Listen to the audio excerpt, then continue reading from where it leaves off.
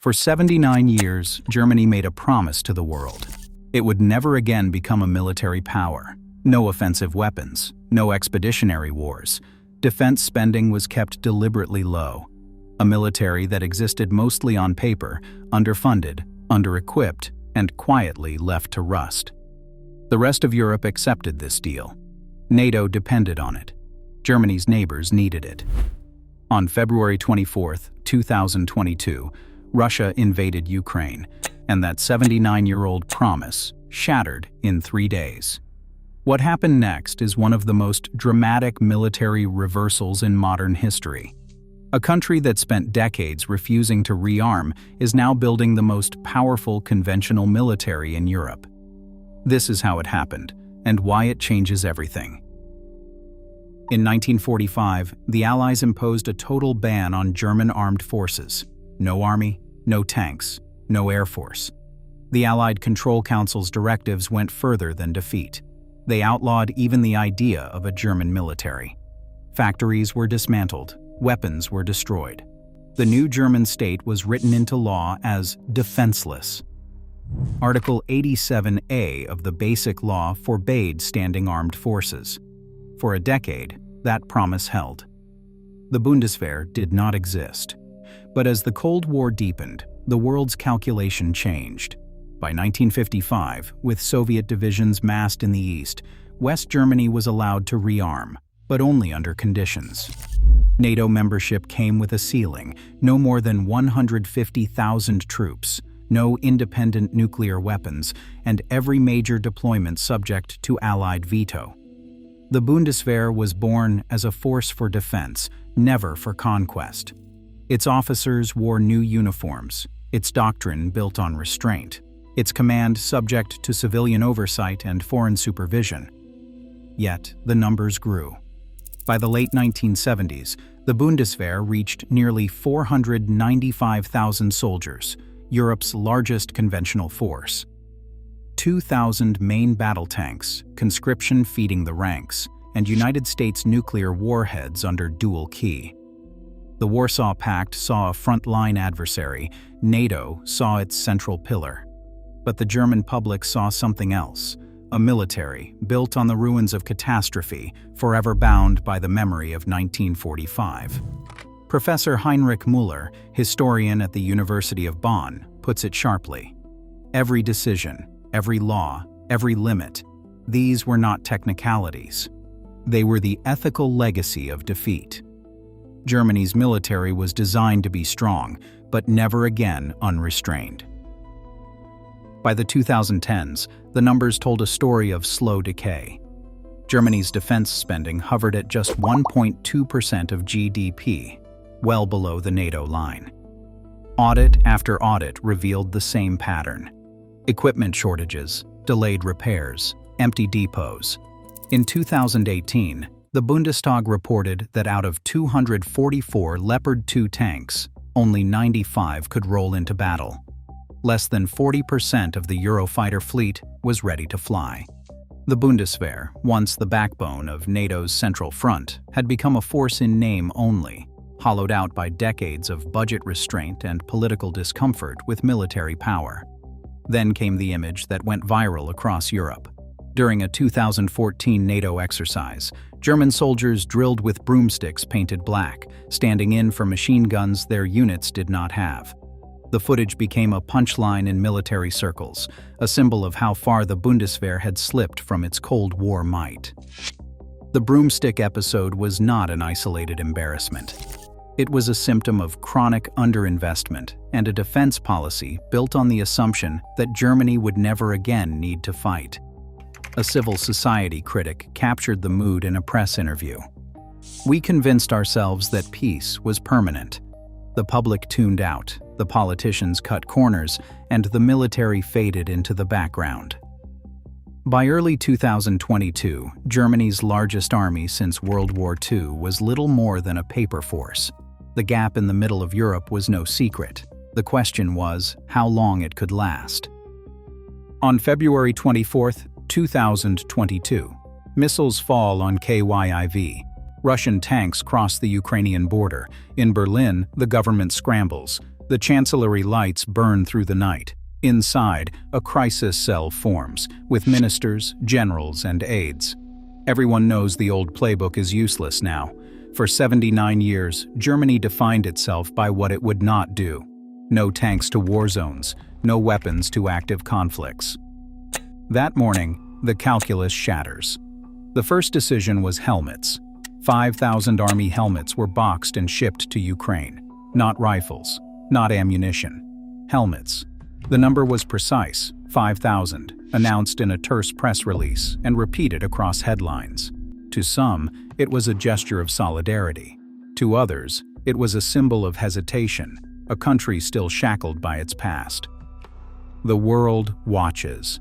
Allies urge Berlin to do more. Critics scoff at the modesty. But inside the German government, the mood is anything but calm. Every option is on the table. The Defense Ministry weighs legal red lines.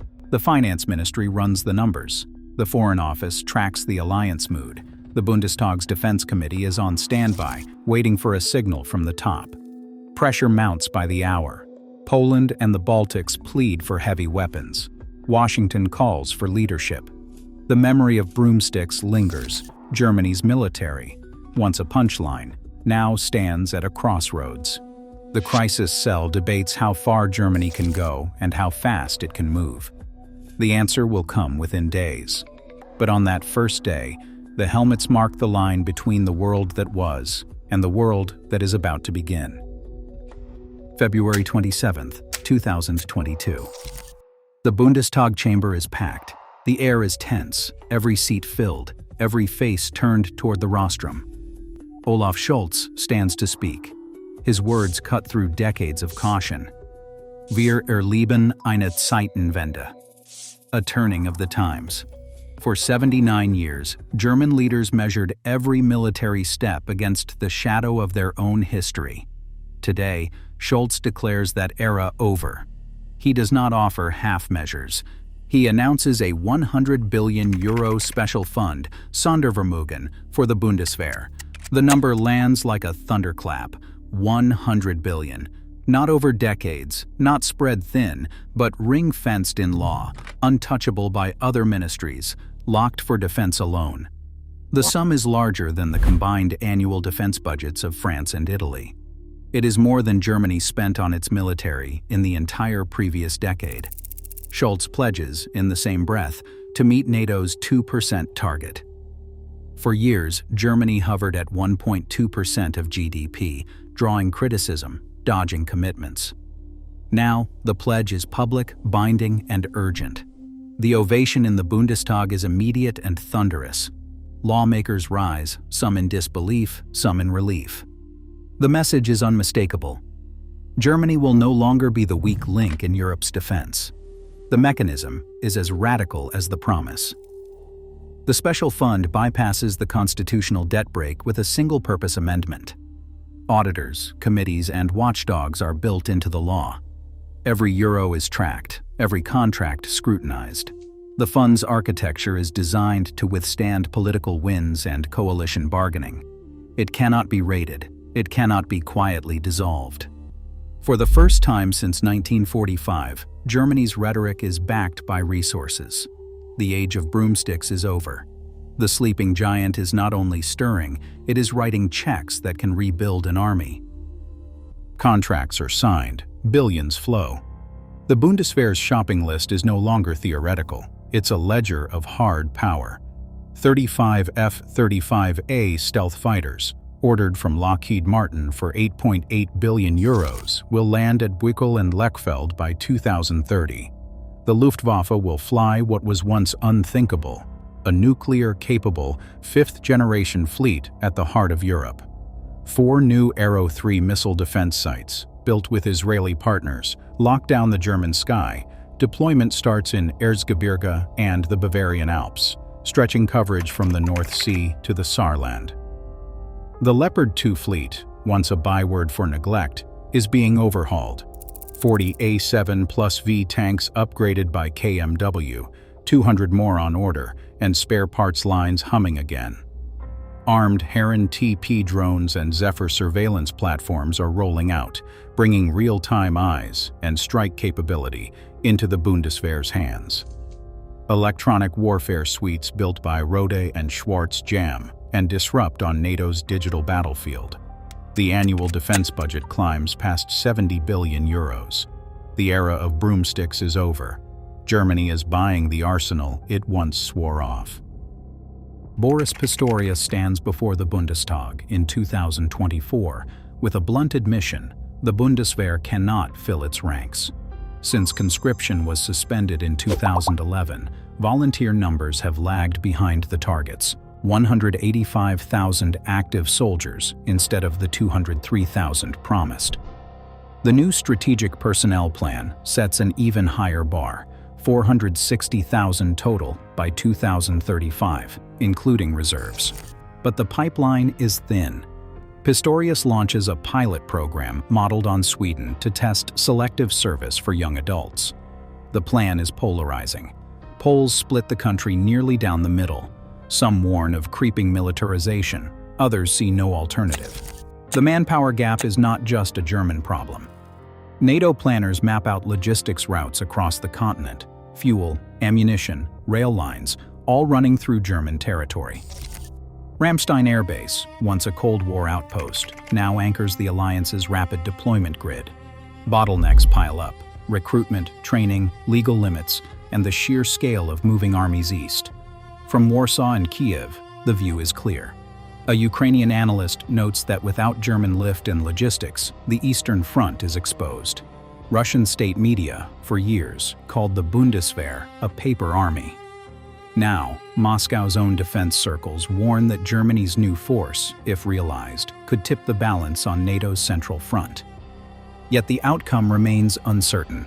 The numbers are ambitious, the clock is ticking, and the stakes for Germany, for NATO, for Europe's security have never been higher. Today, Germany commits 100 billion euros, fields F-35 fighters, debates conscription, and shatters its 79-year promise of restraint. The hollowed-out Bundeswehr is gone. Europe's missing center is back, armed, ambitious, and decisive. The continent's balance has shifted. History isn't sleeping anymore. It's awake and watching. Share your thoughts below.